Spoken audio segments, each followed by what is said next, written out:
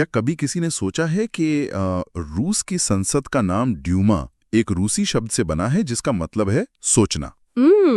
और अफगानिस्तान की संसद शोरा का अर्थ है सलाह लेना। बिल्कुल।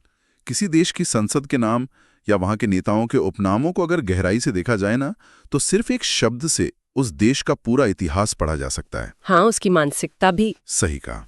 तो पोस्टल ज्ञान क्लासेस द्वारा प्रस्तुत इस ज्ञानवर्धक चर्चा में सभी का स्वागत है। बहुत बहुत स्वागत है। आज का हमारा ये डीप डाइव विशेष रूप से पोस्टल ज्ञान क्लासेस द्वारा दी गई अध्ययन सामग्री पर आधारित है। इसका मुख्य उद्देश्य post office departmental promotional exam यानी एलडीसी की तैयारी करने वाले उम्मीदवारों की मदद करना है। बिल्कुल। और मैं कहूंगी कि ये एक बहुत ही सटीक शुरुआत है। अक्सर जब प्रतियोगी परीक्षाओं की तैयारी की बात आती है ना, तो सामान्य ज्ञान या तिथियों की सूचियों को देखकर लगता है कि इन्हें बस रटना पड़ेगा। हाँ, मतलब डेटा बहुत भारी लगता है। एकदम।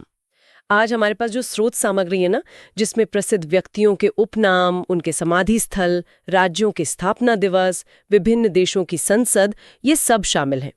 ऊपर से देखने पर यह केवल डेटा लग सकता है। तो इसे आसान कैसे बनाएं? देखिए, अगर हम इन तथ्यों के पीछे के क्यों और कैसे को समझ लें, तो इन्हें याद रखना बहुत ही स्वाभाविक प्रक्रिया बन जाता है। बिल्कुल, एक नक्शे की तरह जो इतिहास और भूगोल को जोड़ता है। और इसीलिए आज हम इस डेटा के भीतर छिपे हुए मैकेनिज्म को समझेंगे। चलिए इतिहास के पन्नों से शुरुआत करते हैं। हाँ, जरूर। हमारी सामग्री का पहला हिस्सा प्रसिद्ध व्यक्तियों के उपनाम और समाधि स्थल पर है। मेरा मानना है कि इतिहास समझने से पहले उन हस्तियों को समझना जरूरी है जिन्होंने इसे बनाया है। सही बात है। स्रोत सामग्री में कई दिलचस्प उपनाम हैं, जैसे रविंद्रनाथ टैगोर को कवि गुरु कहा गया है, केवी पुट्टप्पा को कुवेम्पु कहा जाता है, पीटी उषा को पयोली एक्सप्रेस और उड़न परी नामों से जाना जाता है। ये बहुत मशहूर नाम है। और मदर टेरेसा को निर्मल हृदय और क्रिकेटर क्लाइव लॉयड को सुपर कैट कहा जाता है। तो मेरा सवाल यह है कि इतिहास में इन उपनामों की इतनी अहमियत क्यों है? क्या ये सिर्फ मीडिया के दिए गए आकर्षक नाम थे? नहीं, ये केवल मीडिया के बनाए हुए टैग नहीं है। मतलब जनसंचार के आधुनिक साधनों के आने से पहले उपनाम असल में किसी व्यक्ति की सबसे बड़ी पहचान या उसका ब्रांड हुआ करते थे। अच्छा, एक तरह का ब्रांड? बिल्कुल। ये नाम उनके कार्यों और उनके सामाजिक प्रभाव का सटीक वर्णन करते हैं। उदाहरण के लिए पीटी उषा का नाम लें। पयोली केरल का वो गांव है जहां से वो आती हैं। हाँ। लेकिन एक्सप्रेस शब्द के पीछे का मनोविज्ञान समझिए। 1980 के दशक में जब पीटी उषा दौड़ रही थी, तब भारत में एक्सप्रेस ट्रेन आम आदमी के लिए गति का सबसे बड़ा प्रतीक थी। अरे वाह, ये तो बहुत गहरा कनेक्शन है ना? तो पयोली एक्सप्रेस सिर्फ उनकी गति नहीं दिखाता, बल्कि ये दिखाता है कि कैसे एक गांव की लड़की ने पूरे देश की गतिशीलता का प्रतिनिधित्व किया। ये बहुत दिलचस्प है। मतलब उपनाम उस समय के समाज के सबसे परिचित रूपक से जुड़ जाते हैं। तो क्लाइव लॉयड के सुपर कैट के पीछे भी यही तर्क होगा? बिल्कुल। क्रिकेट के मैदान पर क्लाइव लॉयड की फुर्ती और कैच लपकने का जो उनका रिफ्लेक्स एक्शन था, वो बिल्कुल एक बिल्ली के शिकार करने जैसा था। हाँ, इंसान का दिमाग अमूर्त चीजों के बजाय दृश्य जल्दी याद रखता है। एकदम सही। इसी तरह सूची में बाल गंगाधर तिलक के दो बहुत ही प्रभावशाली उपनाम हैं। एक है मराठों का शेर और दूसरा लोकमान्य। यहाँ मुझे थोड़ा विरोधाभास लगता है। कैसा विरोधाभास? देखिए, मराठों का शेर बहुत ही क्षेत्रीय और थोड़ा आक्रामक उपनाम लगता है, जबकि लोकमान्य पूरे देश की स्वीकृति का प्रतीक है। एक ही व्यक्ति के दो इतने अलग उपनाम कैसे काम करते हैं? यही वो जगह है जहां इतिहास की परतें खुलती हैं।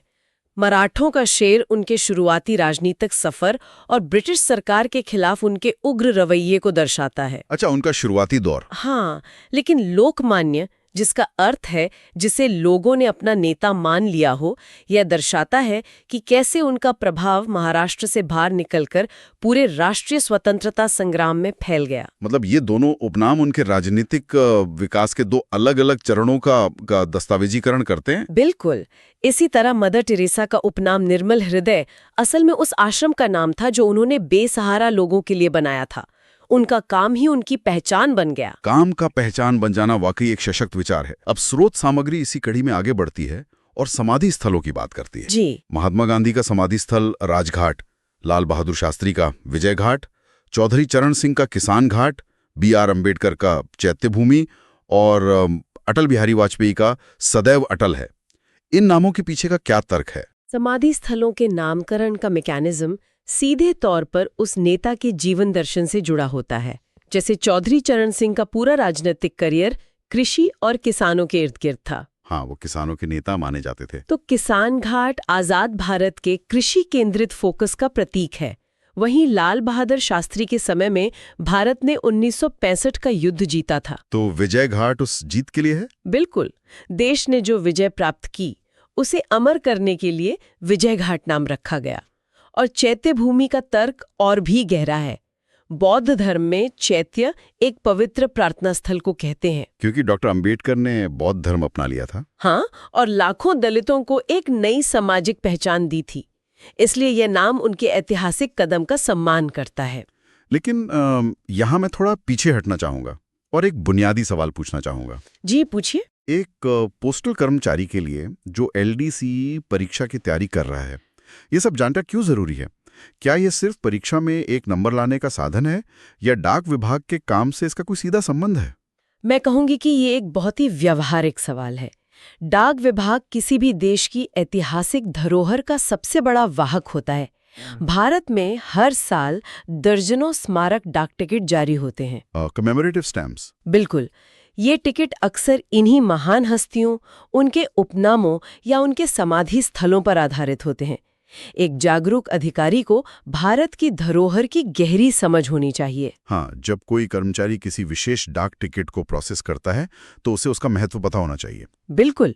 ये जानकारी डाक विभाग के मूल काम का ही एक हिस्सा है, देश को जोड़ने का काम। ये दृष्टिकोण इस पूरी जानकारी को देखने का नजरिया ही बदल देता है। चलिए अब भू राजनीतिक संरचनाओं की ओर चलते हैं।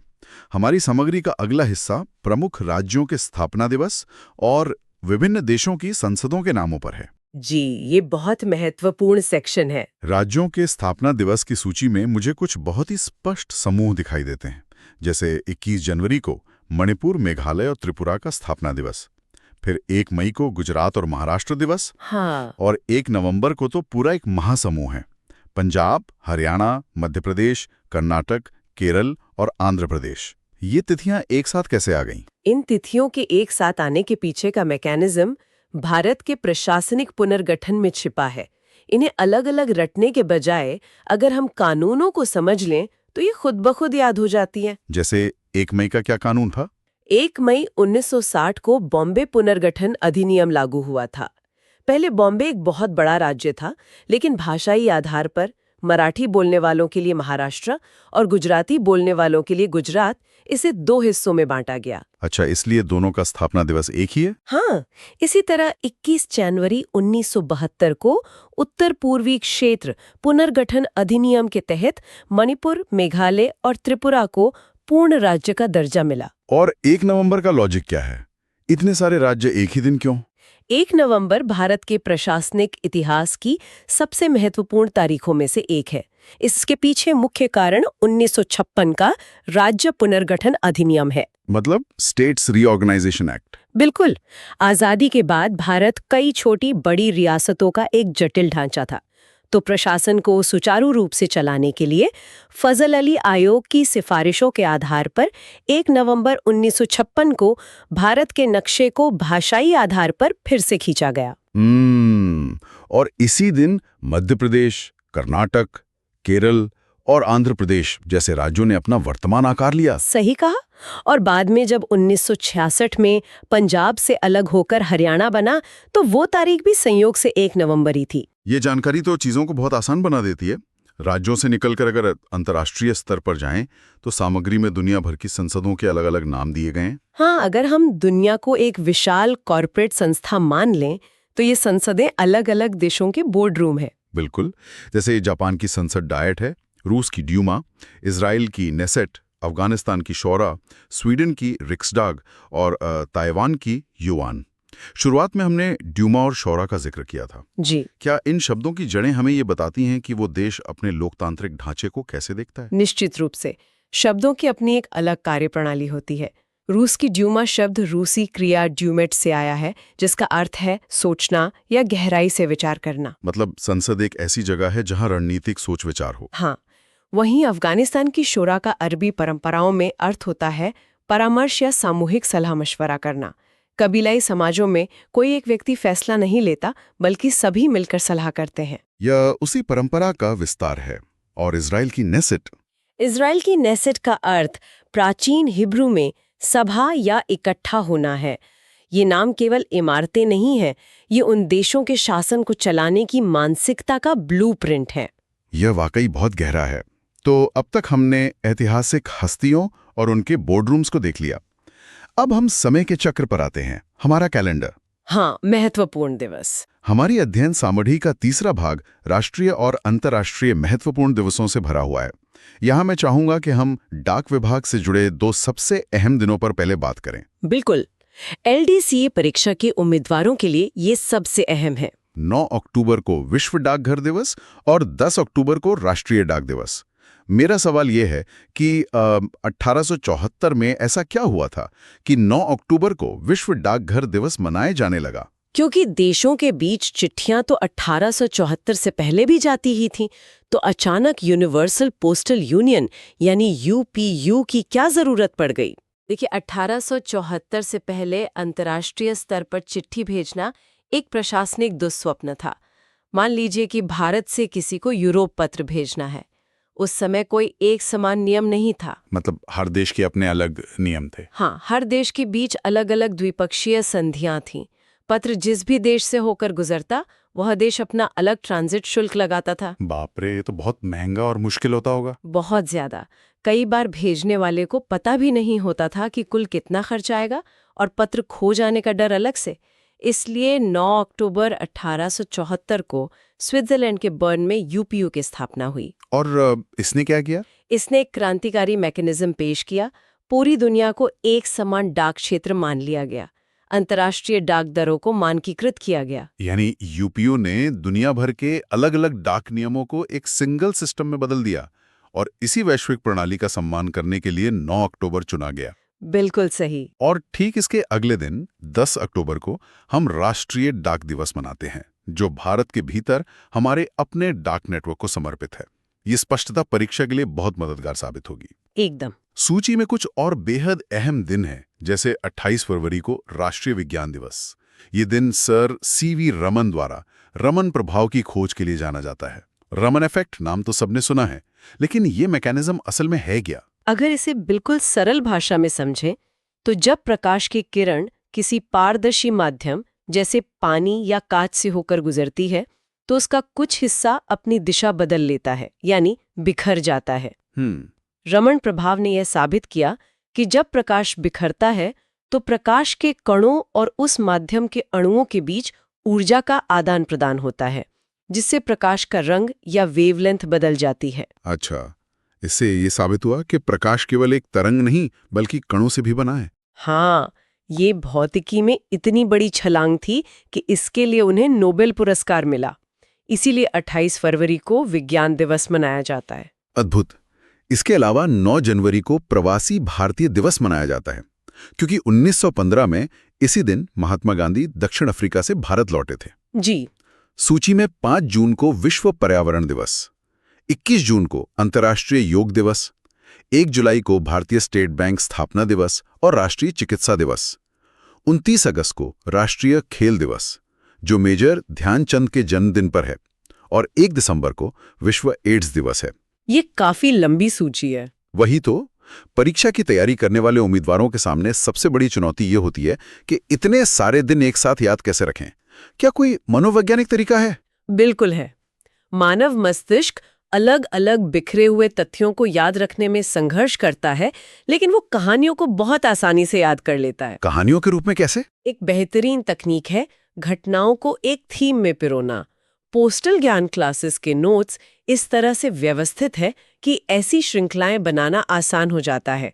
उदाहरण के लिए मार्च के महीने को लें। अच्छा, बताइए। 3 मार्च को विश्व वन्य जीव दिवस है, 21 मार्च को विश्व वानिकी दिवस है, और 22 मार्च को विश्व जल संरक्षण दिवस है। अब इसे एक कहानी में बदल दें। कैसे? जंगल होंगे तभी वहां वन्य जीव रह पाएंगे, और उन दोनों के जीवित रहने के लिए पानी की जरूरत है।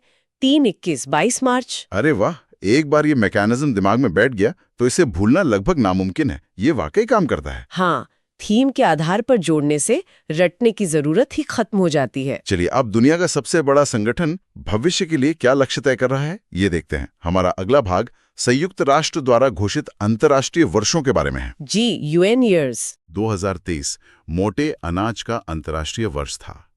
2024 को अंतर्राष्ट्रीय कैमेलिड्स वर्ष घोषित किया गया है। 2025 ग्लेशियरों के संरक्षण का अंतर्राष्ट्रीय वर्ष है। 2026 महिला किसानों का अंतर्राष्ट्रीय वर्ष है और 27 सतत तथा सुगम पर्यटन का वर्ष है। हाँ, ये पांचों बहुत महत्वपूर्ण हैं। मैं 2024 पर रुकना चाहूंगा।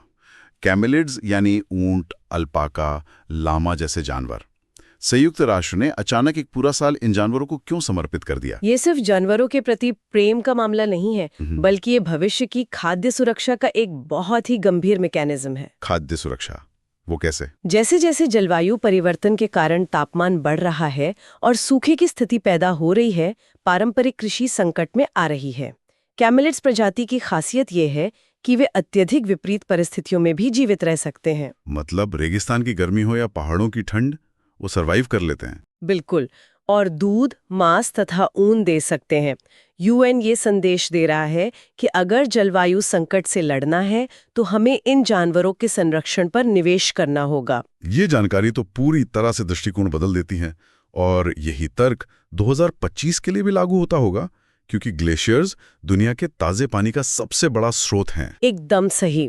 उनके पिघलने का सीधा असर वैश्विक जल संकट पर पड़ेगा। और इसी तरह 26 में महिला किसानों पर फोकस करने का कारण यह है कि कृषि का सबसे बड़ा कार्यबल महिलाएं हैं, लेकिन जमीन के मालिकाना हक से वे आज भी दूर हैं।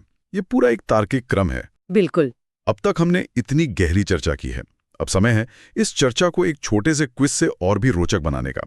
ये देखते हैं कि हम इन बारीकियों को कितनी अच्छी तरह पकड़ पाए हैं। चलिए, मैं तैयार हूँ। मैं एक सवाल रखता हूं जो परीक्षा में बहुत से लोगों को भ्रमित करता है। क्या आप बता सकती हैं कि शेख मोहम्मद अब्दुल्ला और शेख अब्दुल्ला के उपनामों में क्या अंतर है? ये एक क्लासिक ट्रैप है जो अक्सर प्रश्न पत्रों में आता है।